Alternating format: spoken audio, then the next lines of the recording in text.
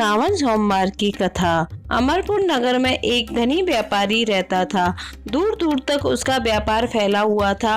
नगर में उस व्यापारी का सभी लोग मान सम्मान करते थे।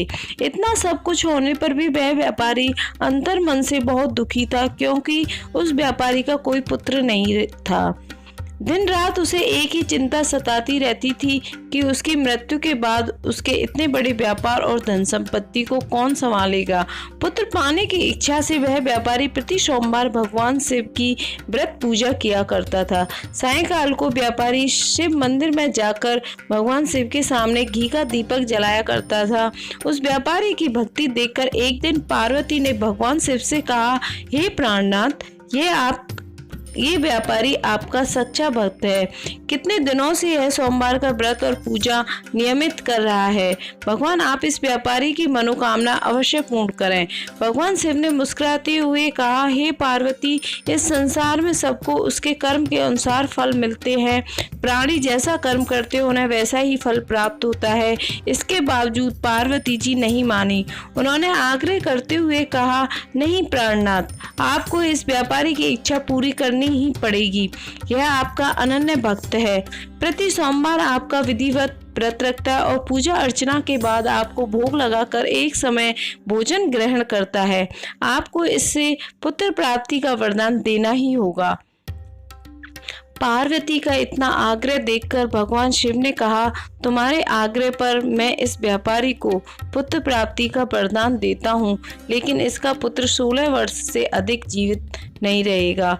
उसी रात भगवान शिव ने स्वप्न में उस व्यापारी को दर्शन देकर उसे पुत्र प्राप्ति का वरदान दिया और उसके पुत्र के 16 वर्ष तक जीवित रहने की बात भी बताई। भगवान के वरदान से व्यापारी को खुशी तो हुई, लेकिन पुत्र के अल्पायु की चिंता ने उस खुशी को नष्ट कर दिया। व्यापारी पहले की तरह सोमवार का विधि व्रत करता रहा। कुछ महीने पश्चात उसके घर अति सुंदर पुत्र उत्पन्न हुआ। पुत्र जन्म से व्यापारी के घर में खुशियां भर गईं। बहुत धूमधाम से पुत्र जन्म का समारोह मनाया गया। व्यापारी को पुत्र जन्म की अधिक खुशी नहीं हुई, क्योंकि उसके पुत्र के अल्पायु के रहस्य का पता था। यह रहस्य घर में किसी को नहीं मालूम था। विद्वान ब्राह्मणों ने उस पुत्र का नाम अमर रखा। जब अमर 12 वर्ष का हुआ तो शिक्षा के लिए उसे वाराणसी भेजने का निश्चय किया। व्यापारी ने अमर के मामा दीपचंद को बुलाया और कहा कि अमर को शिक्षा प्राप्त करने के लिए वाराणसी छोड़ आओ। अमर अपने मामा के साथ शिक्षा प्राप्त करने के लिए चल दिया। रास्ते में जहाँ भी अमर और दीपचंद रात्रि विश्राम के लिए ठहरते, वहीं यज्ञ करते और ब्राह्मणों को भोजन कराते थे। लंबी यात्रा के बाद अमर और दीपचंद एक नगर में पहुंचे। उस नगर के राजा की कन्या के विवाह की खुशी में पूरे नगर को सजाया गया था। निश्चित समय पर बारात आ गई, लेकिन वर का पिता अपने बेटे के एक आंख से काने होने के कारण बहुत चिंतित था। उसे इस बात का भय सता रहा था कि राजा को इस बात का पता चलने पर कहीं वह विवाह से इनकार ना कर दें, इससे उसकी बदनामी होगी। वर के पिता ने अमर को देखा तो उसके मस्तिष्क में एक विचार आया। उसने सोचा, क्यों ना इस लड़के को दूल्हा बनाकर राजकुमारी से विवाह करा दूं। विवाह के बाद इसको धन देकर विदा कर दूंगा और राजकुमारी को अपने नगर में ले जाऊंगा। वर के पिता ने इसी संबंध में अमर और दीपचंद से बात की। दीपचंद ने धन मिलने के लालच में वर के पिता की बात स्वीकार कर ली। अमर को दूल्हे के वस्त्र पहनाकर राजकुमारी चंद्रिका से विवाह करा दिया गया। राजा ने बहुत सा धन देकर राजकुमारी को विदा किया।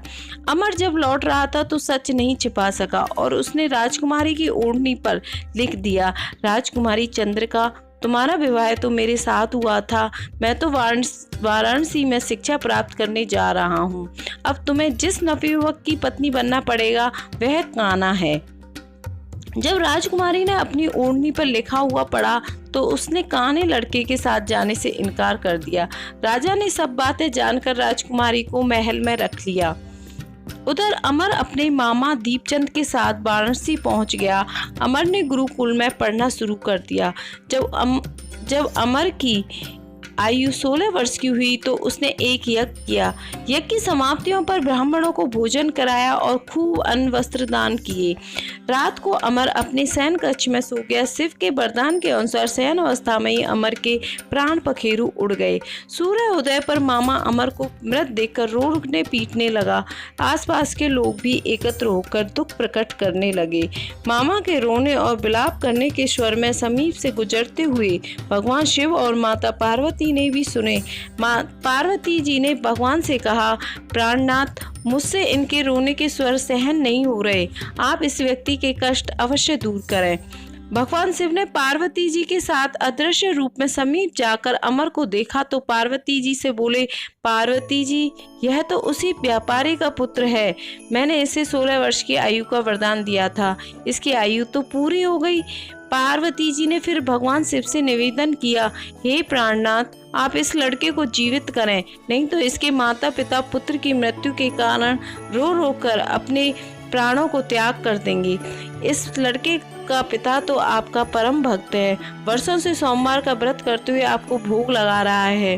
पार्वती के आग्रह करने पर भगवान शिव ने उस लड़के को जीवित होने का वरदान दिया और कुछ ही पल में वह जीवित होकर उठ बैठा। शिक्षा समाप्त करके अमर मामा के साथ अपने नगर की ओर चल दिया। दोनों चलते हुए उसी नगर में पहुंचे जहां अमर का विवाह हुआ था।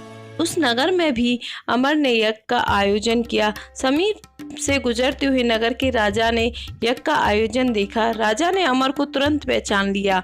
यज्ञ समाप्त होने पर राजा अमर और उसके मामा को महल में ले गया और कुछ दिन उन्हें महल में रखकर बहुत सा धन वस्त्र देकर राजकुमारी के साथ विदा किया।